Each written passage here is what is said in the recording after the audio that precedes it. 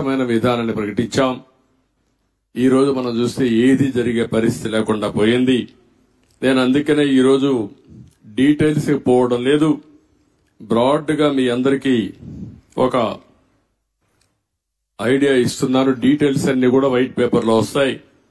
అయితే బాధ ఏంటంటే ఈ రాజధాని పైన బురజల్లే ప్రయత్నం చేశారు. నిత్యం విష ప్రచారం చేశారు. అమరావతిని బ్రాండ్ దెబ్బతీయడానికి ప్రయత్నం చేశారు. శివరామకృష్ణ కమిటీ చాలా స్పష్టంగా సెంట్రల్ ప్లేస్ లో ఎక్కడైనా పెట్టండి అని చెప్పారు. అంటే ఇది 12 పార్లమెంట్లు ఒక పక్క వస్తాయి, ఇంకొక పక్క 12 పార్లమెంట్లు వస్తాయి. గుంటూరు సెంట్రల్ లో ఉంటుంది. ఎలిమెంటరీ స్కూల్ చదివే పిల్లవాడిని చెప్పినా ఎక్కడ మీ రాజధాని ఉండాలంటే ఈ ప్రాంతం అని మ్యాప్ లో చూపించే విధానం ఇది. అందుకే అమరావతిని పెడితే దానిపైన మాట్లాడారు. ఇంకొక పక్కన మీరందరూ చూస్తే చాలా వరకు ఇన్సైడర్ ట్రేడింగ్ అన్నారు. ఇంకొక పక్కన స్విచ్ ఛాలెంజ్ ని అవహేళన చేశారు. విషయం చెప్పి సింగపూర్ లాంటి కన్సార్టియం ని తరివేసే పరిస్థితికి వచ్చారు. One of the best Norman faster ని కన్సల్టెంట్ ని లేకుండా పంపించేసే పరిస్థితికి వచ్చారు. 3 రాజధానులు అన్నారు. 3 ముక్కలాట ఆడారు. కడాన 5 సంవత్సరాల తర్వాత 10 సంవత్సరాల తర్వాత మీ రాజధాని ఏదంటే చెప్పుకోలేని పరిస్థితి దుస్థితిలో మనం నెట్టేసే పరిస్థితికి వచ్చారు. డబ్బులు ఎక్కడున్నాయన్నారు. ఆ రోజు కూడా ఇక్కడుండే రైతాంగం యొక్క స్ఫూర్తిని మీరు చూస్తే దగ్గర రైతులు ఇచ్చిన భూమే కాకుండా ఇక్కడుండే గవర్నమెంట్ భూములు అన్ని కలుపుకుంటే 55,000 ఎకరాలు సేకరించింది ఆనాటి ప్రభుత్వం. దగ్గర 29,000 మంది రైతులు ఒక్కరు కూడా కోర్టుకు పోకుండా స్వచ్ఛందంగా ముందుకొచ్చి మేము రాజధానికి ఇస్తాం, మాకు ఒక ప్యాకేజ్ ఇమ్మని ముందుకొచ్చారంటే ప్రపంచానికి ఆదర్శం ఇది.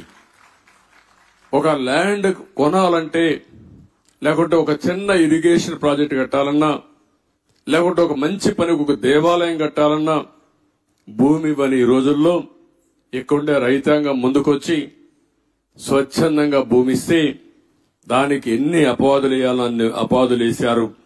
ఇక్కడుండే రైతాంగాన్ని ఎన్ని ఇబ్బందులు పెట్టాలని ఇబ్బందులు పెట్టారు. ఇంకొక పక్కన ఇక్కడుండే కామన్ ఇన్ఫ్రాస్ట్రక్చర్ అంతటికి ఉపయోగించుకుని రోడ్లు గాని, గవర్నమెంట్ బిల్డింగ్లు గాని, పబ్లిక్ పర్పసెస్ గాని అన్నిటికీ ఉపయోగించుకున్న తర్వాత కొంత భూమి మిగులుతుంది. దాన్ని అమ్మితే ఇక్కడ రాజధాని కట్టుకునే అవకాశం వస్తుంది. దానికి కూడా ఎన్ని చేయాలని చేసే పరిస్థితికి వచ్చారు. నేను మొట్టమొదటి నుంచి కూడా చెప్పాను, సెల్ఫ్ ఫైనాన్సింగ్ ప్రాజెక్ట్ అని. ఇక్కడొచ్చే ఆదాయమే ఈ అమరావతి నిర్మాణానికి సరిపోతుంది.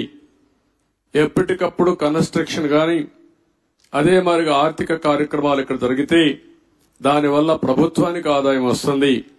ఆ ఆదాయంతో సంక్షేమ కార్యక్రమాలు పెద్ద ఎత్తున చేసుకునే వెసులుబాటు వస్తుందని కూడా చెప్పాం. ఏది చెప్పినా ఒక దురుద్దేశంతో పెట్టుకుని ఈ రాజధానిని పూర్తిగా నిర్వీర్యం చేశారు, అపహాస్యం చేశారు, విధ్వంసం చేశారని చెప్పి కూడా నేను మీకు తెలియజేస్తున్నా. ఇది ఈరోజు నేను చూసిన బ్రాడ్ గా ఉండే విషయాలు. మీడియా మొత్తం బిల్డింగ్స్ అన్ని చూశారు. బూజు పట్టిపోయినాయి, కొన్ని డోర్స్ అన్ని పోయినాయి, కొన్ని అయితే ఇరగ్గొట్టారు, విధ్వంసం చేశారు. ఎన్ని యాంటీ సోషల్ ఎలిమెంట్స్ చేయాలో అన్ని కార్యక్రమాలు. ఒక రైతులు ఎంత కాపాడాలనుకున్నా పోలీసులు ఏకపక్షంగా వీళ్ళ మీదనే కేసులు పెట్టారు. కాంట్రాక్టర్ల మెటీరియల్ ఇక్కడ పెడితే ఆ మెటీరియల్ దోచుకొని పోయే పరిస్థితికి వచ్చారు. అడిగితే వాళ్ళను కూడా కొట్టే పరిస్థితికి వచ్చారు. చాలా దారుణం, చాలా దౌర్జన్యం. ఏది ఏమైనా మళ్లీ నేను ఇప్పుడే ఒక మాట చెప్పాను. ఒక పక్కన ప్రజలతో చర్చిస్తూనే ఎంత నష్టం జరిగింది రాష్ట్రానికి ఆ విషయాలు చెప్తూనే మొత్తం ఇక్కడ చూస్తే బ్రహ్మాండమైన బిల్డింగ్స్ తో ఎక్కడికో ఎళ్లవలసిన ఈ రాజధాని ఈ తుమ్మంతా పెరిగిపోయి ఎక్కడికక్కడ బిల్డింగ్లు వేసిన ఫౌండేషన్ గాని కొంత కన్స్ట్రక్షన్ గాని కమ్మేసే పరిస్థితికి వచ్చింది.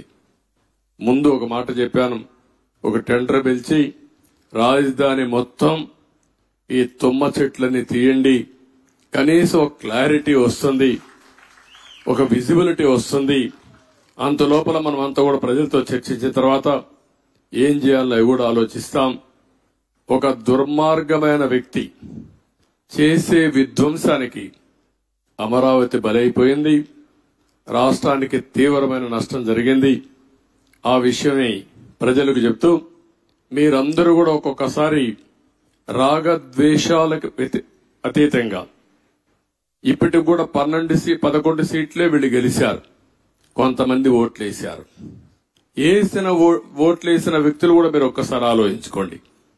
ఇలాంటి వ్యక్తికి ఓటేయడం భావ్యమా? అలాంటి వ్యక్తులు రాజకీయాలకు అర్హులా? ఇలాంటి వాళ్ళని మనం సహకరిస్తామా?